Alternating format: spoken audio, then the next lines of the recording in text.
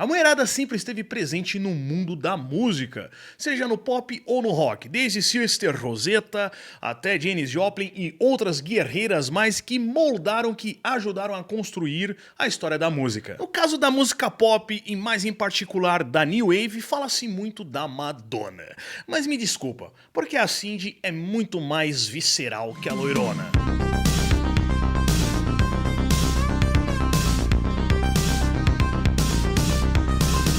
Com uma carreira longa, mas com uma época de ouro curta, a Dona Lauper coleciona 12 discos, inúmeras participações e parcerias, trilhas sonoras em filmes e marcou com certeza a minha e a sua infância com algum hit muito foda. Bom, nesse vídeo eu vou me focar na fase de ouro dela, que é basicamente os 3 primeiros discos. Então eu não vou ficar falando até o disco de 2016, porque o melhor mesmo tá nessa primeira fase aí dos anos 80. Então vamos pro vídeo.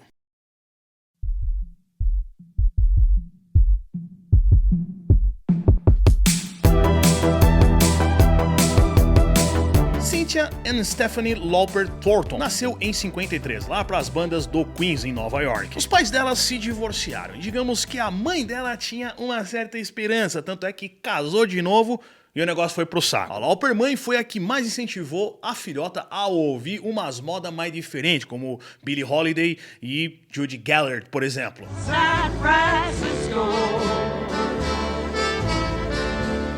Quando ela tinha uns 12 anos, ganhou um violão da sua irmã, e tanto a maninha como a mãe incentivaram ela a compor e a criar suas músicas próprias. Quer dizer, o incentivo vem desde o berço. O mais legal é que, além do gosto pela arte, ela desde cedo, como foi com muitos aqui, passou a adotar um estilo próprio e mais radical. Pintava o cabelo e já começava a testar o seu visual, que era tão excêntrico e marcante. Aos 17 anos, a Cindy fugiu de casa, porque a mãe dela tinha se casado de novo e esse padrasto da vez abusava sexualmente dela. E aí ela começou a tocar pelas ruas de Nova York em troca de uns trocados.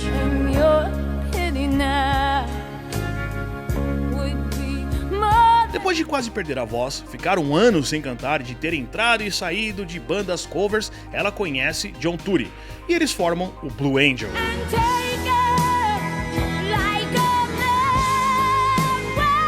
Eles gravaram uma bolacha e várias demos, e um desses materiais caiu na mão de um cara chamado Steve Massarski. Ele empresariava o Allman Brothers Band. Ele, quando ouviu o Blue Angel, achou uma bosta, mas ficou muito encantado com a voz da Cyndi Lauper, e então ele resolveu colocar os caras dentro da jogada.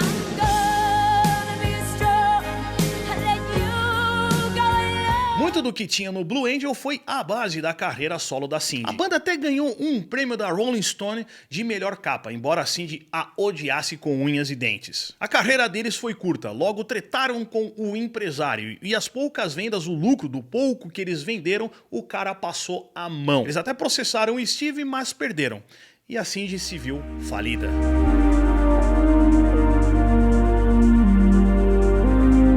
Para segurar a bronca das contas de casa, ela foi trampar em uma loja. Mas ela ainda cantava na noite, e em uma dessas noitadas cantando ela conheceu um cara chamado David Wolff, que passou a empresariá-la, e mais tarde eles tiveram love e se tornaram namorados.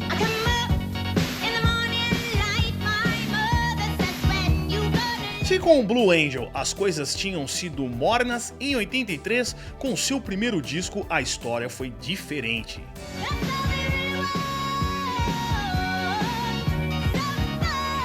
She's So Unusual é uma fábrica de hits. O disco pegou a 4ª posição da Billboard e a molecada chapou naquele visual e atitudes dela.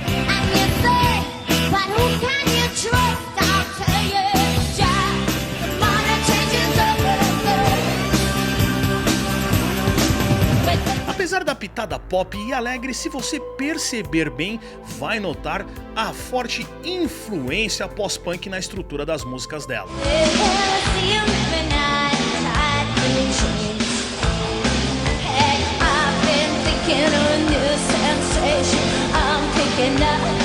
Se você tem algum tipo de preconceito com o som da Cyndi, escute esse primeiro disco. Aquilo transpira o balaio que foi os anos 80.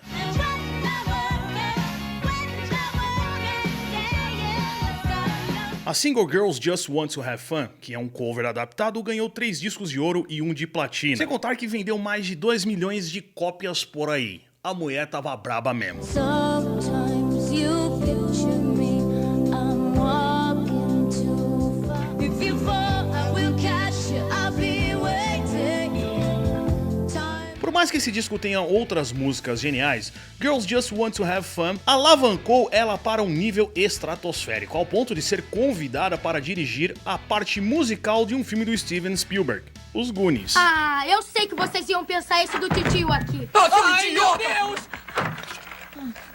Nessa época ela estava fazendo tanta turnê e trabalhando tanto na carreira musical que ela ficou até meio mal e não participou de uma edição do Live ID. Mas em contrapartida, o disco da trilha sonora do clássico filme que nós tanto gostamos ganhou boas posições na Billboard. E ela também ganhou uma indicação no Grammy. Já em 86 sai mais um disco, True Colors.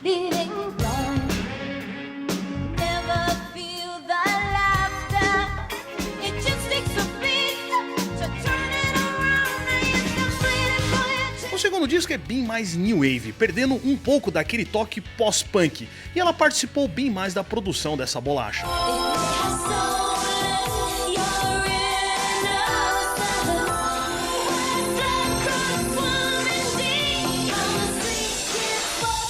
O disco é bem mais maduro e dessa vez só 3 hits foram extraídos desta bolacha. Mas de modo geral, o disco foi bem e pegou a 4ª posição da Billboard. This world makes you crazy and you taking all you can. You Uma curiosidade que encheu mais ainda a guaiaca da Cindy dos Cobre. A música True Colors foi licenciada pela Kodak e entrou nos seus comerciais. that's why I love you, so don't be afraid.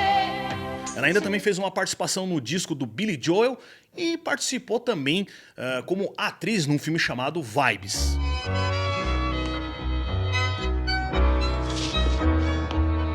Apesar de as coisas estarem indo muito bem, algumas tretas com a gravadora começaram a rolar, o que ferrou com o lançamento do 3º disco. Depois de se acertarem, A Night to Remember sai com quase 1 ano de atraso ao mercado.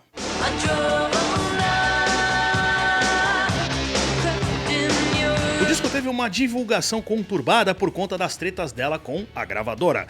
Vendeu 500 mil cópias na terra do tio Sam e pegou o ouro.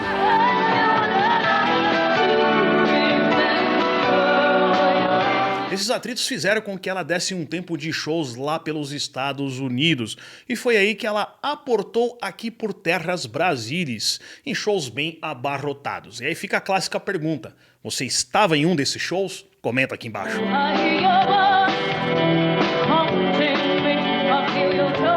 Apesar da timidez do 3º álbum, ela participa de inúmeras parcerias.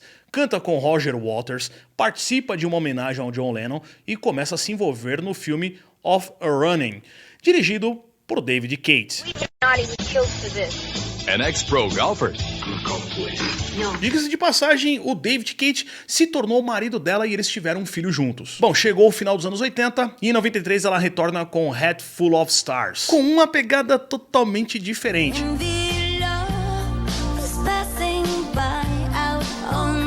Bom, manter aquela sonoridade cheia de sintetizadores não foi o rumo que ela tomou.